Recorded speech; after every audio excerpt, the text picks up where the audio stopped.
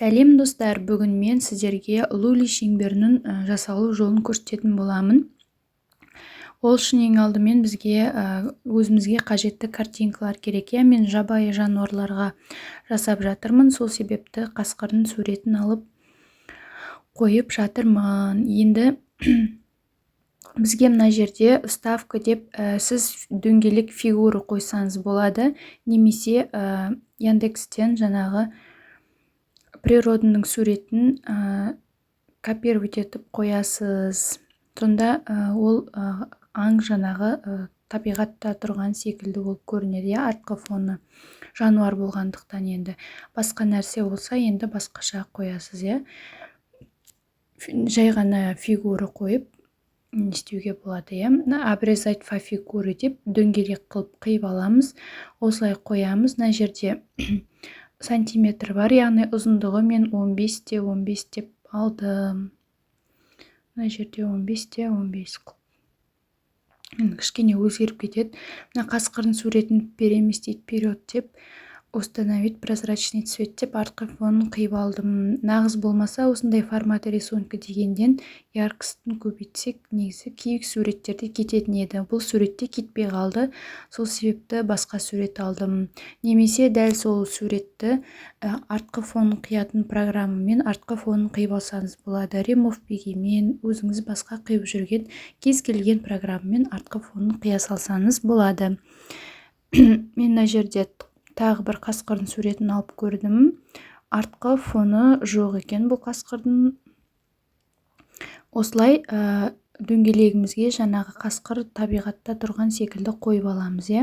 Мына жерде мен дөңгелектің границасын қойып жатырмын, қара қылдым және оның толщинасын өзгерттім. Яғни көрініп тұру үшін кішкене. Осыдан кейін осы қасқырды түгелдей қасқыр мен дөңгелекті түгелмен мышкамен белгілеп аламыз.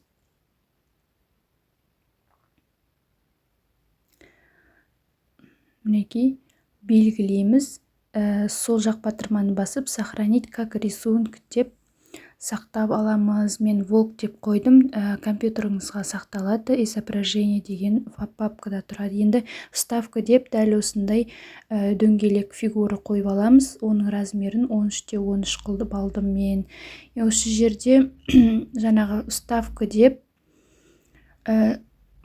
қасқырдың суретін, осылай жаңағы сақтаған қасқырдың суретін қоямыз, вставить деп, және қасында осы вставить деп фигура деп дөңгелек фигура қойып аламыз. Формат фигуры переместить вперед деп. Бұл 14-14 деген размері. Енді осы нені мына жерде мен кішкене қателесіп кеткем. Көптеген жасамағасын есіме түспей жатыр, сосын былай көрдім. Сіздер былай істейсіздер. Жаңа қасқырдың суреті осы слайдты дублировать слайд деп екеу қылып аласыздар. Біріншісінде былай жасайсыздар. Қасқырды басасыз, белгілейсіз, Ctrl-ды басасыз, фигураны жоғарыда формат фигуры дегенге басып, объединить фигуры дегенді басып, вычитание дегенді басасыздар. Мінекей ортасы қиылып қалды. Енді екінші суретте ештеңені қозғалтпаймыз, дәл солай объединить фигуры пересечение дейміз. Сонда міне біріншісінде ортасы қиылып қалды, екіншісінде ол ортасымыз қиып алдық. Дәл осылай міне лули шеңберінің екінші слойы. Енді 3 слой қылып жасаймыз. Үшінші слойына осы суретті қозғалтпаймыз, размерін өзгертпейміз. Вставка фигура деп тағы да дөңгелек қойып аламыз. Ол дөңгелектің размерін тоже қоямыз. Егер сіз тек 3 слой жасаймыз десеңіз, дәл мен сияқты ала берсеңіз болады. Енді 4-5 қылып жасайым десеңіз, онда размерлерін енді қарайсыз. Бұрағанда бір-біріне білесіз ғой лули шеңберін.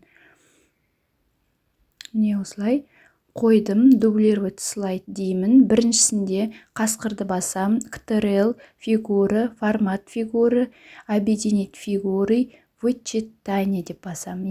Екіншісіне барамын, қасқырды басам, фигура, Ctrl, фигура, формат фигура, объединить фигуры, пересечение деп басамын. Мінекей дайын болды. Енді тек мынаны мына жерге әкеліп қоямыз. Көрдіңіздер ғой. Енді қазір мен сіздерге барлығын былай біріктіріп көрсететін боламын. Шығарғаннан кейін барлығын бөлек-бөлек шығарып аласыз, қиясыз, дәл ортасына тесіп, бір-бірінің үстіне қойып, дәл ортасына братцы қоясыз, иә. Братцымен айналдырып жаңағы осылай келтіріп қоятын болады, иә. Мынау сізге примерно көрсетіп жатыр. Мінекей осылай қоясыз, шығарғаннан кейін ортасын тесіп, ортасына братцы саласыз, айналдырып жібересіз. Сосын бала өзі айналдырып дұрыстап құрастыратын болады, иә. Мінекей осылай дайын. Енді бұл жерде біреуі бір несі бір бетке шығады. Үлкен десеңіздер размерін басында кішірейтіп аласыз. Енді мен мына жерде екінші рет түлкіні көрсетіп жатырмын. Тағы да бір рет қарап шығыңыздар. Түлкінің суретін аламыз, копировать изображение деп вставить етіп қоямыз. Оның артқы фонын кетіріп, жаңағыдай барлығын келтіріп, мына жерде установить прозрачный цвет дегенде, яркостың кішкене көбейткенде менде бұл жақсы болды. Егер нағыз болмай жатса, мына жерін кесіп алдым. Осылай, осы енді белгілейміз, барлығын бірге сохранить как рисунок деп сақтап аламыз, иә.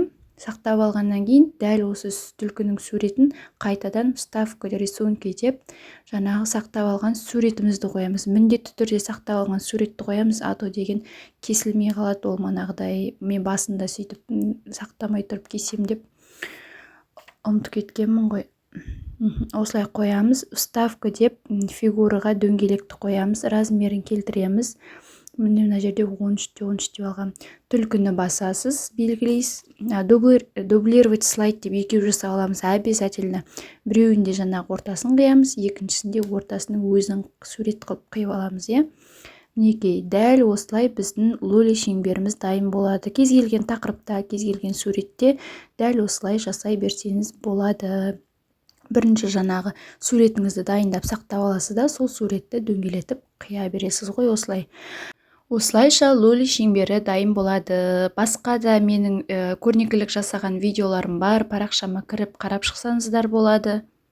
Және де парақшама тіркеліп кетіңіздер. Алда әлі талай көрнекіліктің жасалу жолдарын көрсететін боламын.